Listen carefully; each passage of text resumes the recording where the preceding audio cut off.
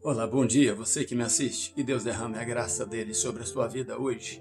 Vamos falar uma mensagem muito edificante para as nossas vidas e com um título muito interessante que é O que brote tava de muitos crentes. O que brote tava de muitos crentes. Preste atenção nesta mensagem, assista esse vídeo até o final e você vai entender exatamente do que Deus está falando conosco. Oremos. Meu Deus, no nome de Jesus, obrigado por este momento. Seja comigo, meu Deus, tenha misericórdia de mim e me leva, Deus, a falar ao teu povo aquilo que está no coração do Senhor. Mesmo não sendo fácil, meu Deus, falar deste assunto, nós queremos, ó Deus, que o povo entenda qual é a perfeita, agradável e boa vontade do Senhor, que é soberana em todos os tempos das nossas vidas. Abençoa esta pessoa que ora comigo assistindo este vídeo, no nome de Jesus. Amém. Vamos ler a palavra de Deus, que está em Números capítulo 11, versículo 1. Vamos ler porções de cada versículo. O versículo 1 do capítulo 11 de Números diz assim: Ora, o povo queixou-se asperamente aos ouvidos de Deus. Essa tradução asperamente eu tirei da Bíblia de Israel, porque na nossa Bíblia diz o povo queixou-se de sua sorte. E não é propriamente isto que Deus quer nos falar hoje. É a palavra asperamente. Ora, o povo queixou-se asperamente aos ouvidos de Deus. O versículo 4 diz assim: O populacho que estava no meio deles veio a ter desejo de outro alimento. O versículo 11 diz: Por que fizestes mal ao teu servo, visto que puseste sobre mim o encargo deste povo? Foi a pergunta que Moisés estava fazendo a Deus. E o versículo 14 diz: Eu sozinho não posso levar todo este povo, é muito pesado para mim. Moisés estava queixando a Deus, estava lamentando por si mesmo, por tamanha responsabilidade que Deus colocou sobre ele, o chamado de levar ao povo a terra prometida. E então ele falou isto com Deus. Vamos esmiuçar este assunto aí com este título: O que brote tava de muitos crentes. Assistindo esse vídeo, você vai entender exatamente do que estamos falando e que isto é um envolvimento na igreja de Cristo na face da terra. Então, pensemos bem. O povo saiu então do deserto do Sinai, andaram 3 dias, como eu disse ontem, né? Vendo ali as proezas de Deus, as maravilhas de Deus, a nuvem se transformar em fogo, a tocha de fogo se transformar em nuvem novamente, e então o povo chega ao deserto de Parã. Chegando em Parã, exatamente chegando ali e acampando em Parã, né? E este Parã tem muitas ações neste lugar. E este é o princípio das ações que o povo teve ali e ações de Deus ali também.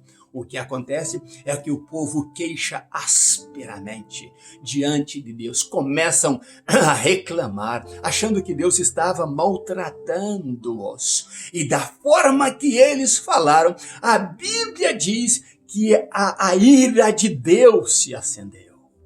Eles começaram a provocar Deus com suas murmurações. E a ira de Deus se acendeu.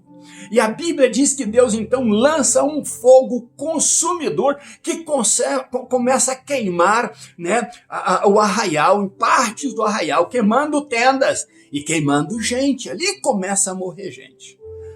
O mesmo povo então que atingiu o coração de Deus de forma áspera, falando aos ouvidos de Deus, corre para Moisés e pede Moisés para clamar a Deus. Moisés, o homem de Deus, clama a Deus e Deus aplaca então a sua ira. Deus então deixa de queimar, porque penso eu que Deus iria queimar todo aquele povo, irado com o povo que estava ali blasfemando contra ele de forma áspera, dizendo que Deus os maltratava. E assim, então, Moisés lamenta a situação deste povo. E Moisés então ora a Deus E Deus então tem misericórdia deste povo. Mas mesmo vendo isso aí, o povo coloca o nome naquele lugar que significa queima de Deus. O fogo de Deus. Quando Deus consumiu aqueles que estavam asperamente reclamando com ele, Deus então lança sua ira e ia consumir todo o povo. Mas Moisés interfere e o povo coloca nome naquele lugar. A queima de Deus. Quando Deus mostrou a sua ira, o que acontece é que o povo mesmo colocando, registrando, o povo gostava de registrar nome nos locais para lembrarem depois como se fosse um altar. E aquele era realmente o altar, onde Deus fez do povo o holocausto, o povo blasfemo. Então o povo volta com as suas mazelas. A Bíblia diz que havia ali um populacho. Preste atenção nesta palavra populacho, porque ela significa ralé, escória.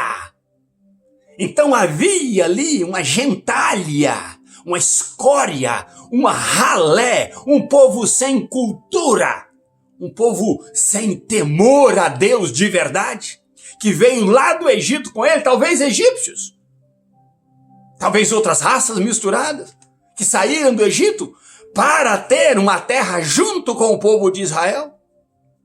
E este populacho, então, começa ali a espalhar um argumento terrível. E esse argumento foi crescendo e crescendo e crescendo. E que argumento era este?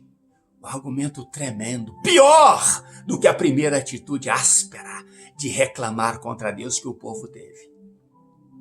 E eles começam a dizer: vocês sabiam que lá no Egito estávamos melhores que aqui no deserto? Vocês sabiam que Faraó e o Egito nos tratavam melhores do que Deus? Aqui temos este maná. E a forma que eles falavam do maná era uma forma desprezível. Aqui temos este maná. Mas o maná era símbolo da presença de Deus, do cuidado de Deus para com eles. Mas eles reclamam a si mesmo. Aqui temos este maná. Mas lá no Egito, os olhos brilhavam. A boca falava com tamanha propriedade. Lá no Egito, não. Lá no Egito, o Faraó nos tratava melhor do que esse Deus. Lá no Egito, nós tínhamos peixes à vontade, tínhamos pepinos, tínhamos melões, tinha cebola. Tinha 2 tipos de alhos diferentes lá no Egito. Como éramos felizes no Egito, como éramos bem tratados. Não é como este maná, a comida do Egito. Melhor nos fora lá no Egito. E aquilo ali foi ofendendo e foi crescendo, ao ponto de Moisés ir reclamar com Deus e dizer: Senhor, por que o Senhor fez isto comigo? Porque o Senhor, dizendo que achou graça na minha vida, me colocou diante deste povo para levar este povo para a terra prometida, para a terra de Canaã.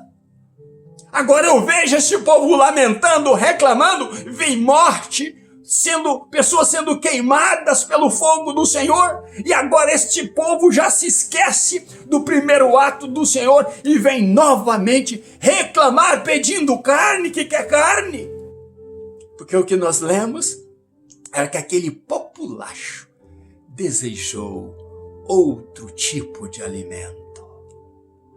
E com isso, colocaram o povo contra Deus e contra Moisés.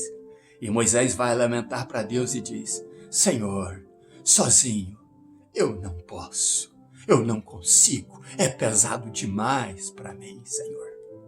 Quer me fazer um favor, meu Senhor?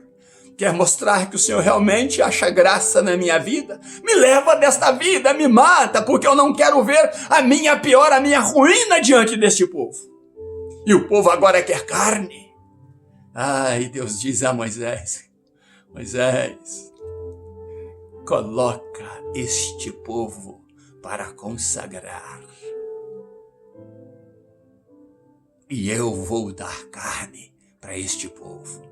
Moisés então se assusta e diz: Senhor, Como haverão bezerros, novilhos, ovelhas? De onde tiraram tanta carne para tanta gente? Só de pé são mais de 600 mil homens, fora mulheres, crianças, fora os não contados. E Deus diz: Moisés, você pensa, Moisés, que com o passar dos anos meus braços enfraquecem? Você pensa que com o passar dos anos, dos tempos, eu vou me enfraquecendo, o meu poder deixa de existir, Moisés? Eu quero consagração do povo. E o povo comerá muita carne. Mas eu quero falar com você primeiro, Moisés. Coloque o povo para consagrar. Depois, Moisés, você separa 70 anciãos. De verdade. Possivelmente seriam os mesmos anciãos que viram lá no Monte Sinai a manifestação de Deus quando foram escolhidos 70 anciãos. Mas eu quero 70 anciãos de verdade. Sabe por quê, Moisés? Eu vou tirar do teu espírito e vou fazer pousar sobre eles parte do espírito que eu tirar de você. Vou dividir com eles. E a pequena porção que Deus tirou do espírito de Moisés e deu àqueles 70, quando Moisés orava por eles, deu a eles por por um instante, o dom de profetizar. E a Bíblia diz que todos eles profetizaram. 68 que estavam ali, mas 2 que estavam lá no arraial também, que era contado entre os 70, profetizaram também.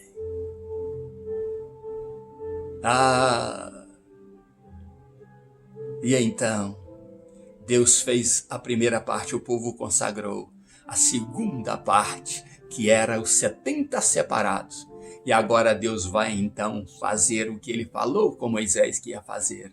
Deus sopra um vento e Deus manda codornizes e elas voavam e o povo começou a bater aquelas aves e abatendo aquelas aves. E a Bíblia diz que o povo ajuntou carne 1 dia e meio. A Bíblia diz que ajuntaram carne naquele dia, naquela noite e no dia seguinte. Foi tanta carne que o povo ajuntou, que o que tinha pouco, tinha aproximadamente 24 quilos de codornizes, de carne estendida ali, diante deles. 24 quilos de carne era o suficiente para eles comerem 30 dias, como Deus havia dito. Eles não vão comer por 1, por 2, por 3 dias, não. Eles vão comer carne por 30 dias. Até ficarem afastiados dela. Até ficarem com nojo de tanta carne. E Deus cumpriu a sua palavra. Ele zela em cumprir a sua palavra. O que acontece é que antes deles mastigarem a carne, antes de mastigarem, a Bíblia diz que Deus lançou uma peste ali, e que matou uma multidão daqueles que falaram que Faraó era superior ao nosso Deus, que falaram que o Egito é melhor do que o deserto, que Deus cuidava deles. Minuciosamente Deus cuidava do seu povo. Mesmo assim, o seu povo desejou as panelas do Egito. Eu quero lembrar a você o título da mensagem novamente. O quibrote tavá de muitos crentes. Então, quando Deus matou aquela gente ali, e não matou todo mundo, porque Deus pediu consagração e o povo consagrou para que todos não fossem mortos. A Bíblia diz que aqueles mortos ali foram sepultados naquele lugar, ali no deserto de Parã. E o que aconteceu é que ao sepultarem aquelas pessoas que diminuíram o nome de Deus, que blasfemaram contra o nome de Deus, que disseram que Faraó e que o Egito eram superiores a Deus, o que eles estavam dizendo é que os deuses do Egito eram melhores do que o Deus verdadeiro. Aquelas pessoas que ali morreram, ali foram sepultadas conseguiram com que aquele povo colocasse o nome naquele local de Kibroth Tavá, que significa o sepulcro da cobiça. Agora eu quero que você entenda exatamente o título da mensagem: o sepulcro da cobiça. E por que o Kibroth Tavá de muitos crentes? É porque nós nunca vivemos uma geração tão cobiçosa, uma geração tão cheia de cobiça, como estamos vivendo no dia de hoje. O dia de hoje, o Deus Mamon assentou-se no trono quase que de todo lar, de toda a família, de toda a sociedade, de todo o governo, de todo o mundo físico e espiritual, de todas quase igrejas que se dizem igreja do Senhor Jesus. Este Deus Mamon tem sentado e tem criado ali muita cobiça. Mas é importante lembrar que aquele povo que cobiçou a vida egípcia e que mentiu, porque eles estavam mentindo, dizendo que lá tinham panelas cheias e que era tudo de graça o que eles comiam no Egito. Isso diz na Bíblia. Tínhamos peixes, pepinos, melões grátis, cebolas, alhos, tudo de graça. Mentira! Eles eram escravos no Egito. E Deus os libertou porque eram escravos. Se alguém comeu no Egito do melhor do Egito, sendo hebreu, era o povo no tempo que José era o governador do Egito. Então eles comiam da mesa do rei, eles comiam lá dos celeiros do rei e não precisavam fazer nada. Mas este tempo acabou e o povo se tornou escravo, e os deuses do Egito, que agora eles estão dizendo serem melhores do que o nosso Deus, os deuses do Egito os escravizou ali. Muitos deles levaram açoites nos lombos para trabalhar, para multiplicar as palhas, para cortar as palhas, para fazer os tijolos do Egito. Eles trabalharam até a morte, muitos foram mortos trabalhando. E então agora eles mentem dizendo, no Egito é melhor, por causa da cobiça grande no coração deles. O Kibroth Tavá de muitos crentes. E agora você que é crente e que entende isso aí, entende que Deus matou aqueles que cobiçaram coisas que não era dele, coisas que ele não queria dar para o povo, porque ele queria um povo na dependência dele. E agora este povo quer fugir da dependência e dizer, melhor que voltássemos para o Egito. Estava blasfemando contra Deus e contra o líder deles, Moisés. Foi por isso que Moisés disse, Deus, Senhor, o peso é pesado, o fardo é pesado, eu sozinho não posso aguentar. E Deus mais uma vez manifesta a sua graça, a sua misericórdia, mas manifesta a sua justiça também. O sepulcro da cobiça. Meu irmão e minha irmã que me assiste, peça a Deus misericórdia se você está deixando a cobiça entrar no teu coração. Porque está entrando no coração de muita gente. As pessoas não estão satisfeitas. Podem ter um lar, podem ter uma casa, podem ter um marido cuidadoso, ou uma mulher cuidadosa, ou ter filhos cuidadosos, tudo dentro dos planos de Deus, mas eles aspiram o mundo lá fora, a maneira que o mundano vive, porque o mundano é livre para fazer o que ele quiser. Mas saiba de uma coisa, a justiça de Deus virá sobre todos. E se você amar e abraçar a cobiça, seja você pastor, seja você diácono, seja você músico de uma igreja, ou seja você um crente normal, um crente tranquilo, um crente que está ali só para adorar a Deus, mas deixar o teu coração ser lançado nele, a cobiça, você vai ser sepultado pela cobiça. Em Kibroth Tavá, você será sepultado pela cobiça. Porque Deus não aceita um povo que serve a Ele viver na dependência do mundo e desejando as coisas do mundo. Nunca se viu falar em todo o tempo de uma geração que quer dar vida, dar o seu sangue pelo sucesso. Mas o teu sucesso pode te levar à morte e te levar à grande queima do fogo de Deus do inferno. Fique livre, meu irmão e minha irmã, livre da cobiça, livre de blasfemar contra Deus. Agradeça a Deus por tudo que Deus te dá e muito cuidado para Ele não retirar aquilo que Ele te deu e ainda te lançar no fogo do inferno. A palavra é dura para você que é pastor e com o coração cheio de cobiça. Para você que é cristão e tem um coração cheio de cobiça. Para você que é mulher do lar e o teu coração cobiça o corpo das mundanas. O botox das mundanas. A roupa nua das mundanas. A vida das mundanas. Muito cuidado você que é cristão. Perverter tudo aquilo que Deus te deu e Deus tem cuidado de você para se lançar ao mundo da cobiça. Porque a cobiça será sepultada.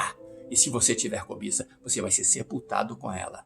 E estes cobiçosos, esses cheios de cobiça, não herdarão o reino dos céus. Deus abençoe e abençoe sua família. No nome de Jesus, busque a Deus enquanto é tempo.